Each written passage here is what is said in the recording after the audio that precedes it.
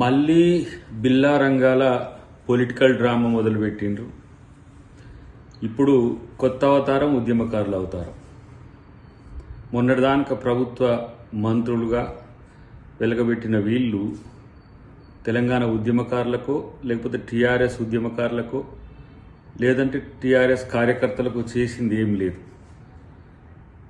వాళ్ళ పార్టీ పేరు నుంచే తెలంగాణను తొలగించి భారత రాష్ట్ర సమితి అని పెట్టుకొని మళ్ళీ ఇప్పుడు కొత్తగా ఉద్యమ అవతారం ఎత్తిండ్రు. మళ్ళీ అగ్గిపుల్ల స్వామి రెచ్చగొడుతున్నాడు. ఇది కేటీఆర్ మీద పెట్టిన కేసు కాదు, ఇది మొత్తం యావత్ తెలంగాణ ఉద్యమకారుల మీద పెట్టిన కేసు అని. ఇలా మీరు ఏ రోజైనా ఆ ఉద్యమకారులను కనీసం పట్టించుకున్న పాపన పోయిండ్రా? ఉద్యమకారులనే జైల్లో పెట్టిన చరిత్ర మీద కోదండరామ్ గారిని, మందకృష్ణ గారిని, నన్ను ఇట్లా మొదలు పెట్టుకుంటూ పోతే తెలంగాణ ఉద్యమంలో ఉన్న ప్రతి ఒక్కరిని ఏ విధంగా అణిచివేయాలి, నేనే ఉద్యమకారుని అని చెప్పుకోవడానికి కేసీఆర్ చేసిన ప్రయత్నం ఎవరికి తెలియని కాదు. ఉద్యమకారులు అంటే మీరే, అధికారంలో ఉండేది మీరే, పార్టీ అంటే మీరే, తెలంగాణ పార్టీకి మీరే అధ్యక్షులు, నువ్వు నీ కొడుకు, జాతీయ పార్టీకి కూడా నువ్వే అధ్యక్షుడు. ఎవరిని పట్టించుకొని మీరు ఇవాళ మిమ్మల్ని పట్టించుకుంటారని చెప్పి ఎందుకు అనుకుంటారో నాకైతే అర్థం కావట్లేదు. వాళ్ళ రాజకీయ స్వార్థాల కోసం ఎంతవరకైనా దిగజారడానికి వెనుకడిగారు.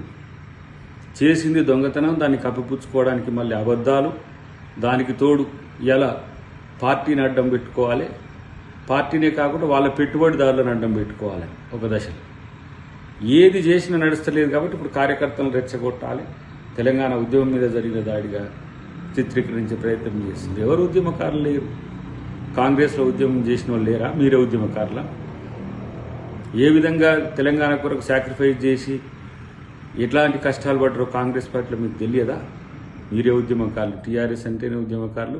అది కూడా లేదు కదా, ఇప్పుడు మీకు టీఆర్ఎస్ అనేది కూడా లేదు కదా. కాబట్టి వీళ్ళ మాటలు విని అటు లగచెర్లలో రైతులు నష్టపోయింది. ఎందుకంటే వీళ్ళు రెచ్చగొడితే అట్లా రెచ్చిపోయి, అట్లనే ప్రతి ఒక్క వ్యవస్థలో ఇప్పుడు జరుగుతున్న నిరసనల వెనుక టీఆర్ఎస్ పార్టీ హస్తం ఉంటున్నది. బీఆర్ఎస్ పార్టీది, టీఆర్ఎస్ కూడా ఉంది. ఇలాంటి వాళ్ళ మాటలు విని మీరు నష్టపోకండి. వాళ్ళు తెలంగాణను 9 సంవత్సరాలు ఏకదాటిగా దోచుకొని ఇలా దాచుకున్న దొంగలు కాబట్టి మీరు చాలా జాగ్రత్తగా ఉండాల్సిన అవసరం ఉంది. వాళ్ళను కాపాడే ప్రయత్నం చేసిందంటే మనం మళ్ళీ దొంగలకు సదులు కట్టినట్టే లెక్క. కాబట్టి తెలంగాణ ఉద్యమకారులను కానీ, తెలంగాణ వాదులను కానీ, తెలంగాణ ఉద్యమాన్ని గౌరవించింది కాంగ్రెస్ పార్టీ, కాంగ్రెస్ ప్రభుత్వం. ఉద్యమకారుడైన జయశంకర్ సార్కి ఏ అవమానం జరిగిందో తెలియదా? ఉద్యమకారుడైన గద్దర్ గారికి ఏ అవమానం జరిగిందో తెలియదా? ఉద్యమకారుడైన కోదండరామ్ గారికి ఏ అన్యాయం జరిగిందో తెలియదా? ఉద్యమకారుడై తన ప్రాణాన్ని మొట్టమొదటిగా ఈ అగ్గిపుల్ల స్వామి గారు రెచ్చగొట్టడం వల్ల చనిపోయిన శ్రీకాంతాచారి కుటుంబానికి ఇప్పటివరకు ఏమైనా చేసిందా వీళ్ళు? మళ్ళీ మేము ఉద్యమకారులమని ముందుకు వస్తున్న పరిస్థితి ఉన్నది.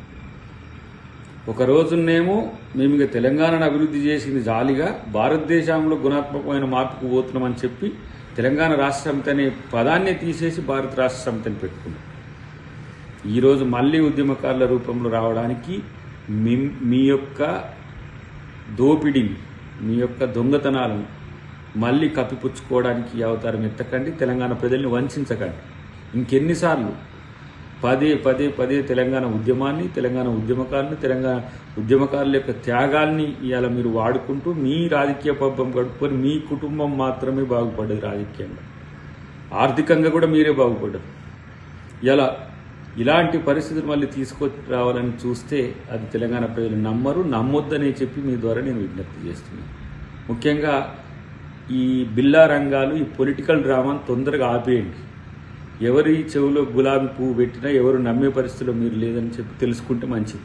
ఇన్ని రోజులు బావబామర్దుల మధ్యన పంచాయతీ ఉన్నట్టుగా ఒక నటన వచ్చింది. ఇప్పుడు మళ్ళీ కలిసిపోయి ఏ విధంగా సిద్దిపేటలో కిరోసిన్ పోసుకొని అగ్గిపెట్టె దొరకకుండా ఉద్యమకారుల ఆత్మహత్యలకు కారణమైండో మా హరీష్ అన్న, అట్లనే మళ్ళీ ఇప్పుడు కేసీఆర్ కొడుకు మీద పెట్టిన కేసు అంటే మన మీద పెట్టిన కేసు అని చెప్పి అంటున్నాడు. అటువైపు కేటీఆర్ 2500 ఇచ్చిందని దాని విషయంలో ఏదో రాద్ధాంతం చేస్తున్నారు.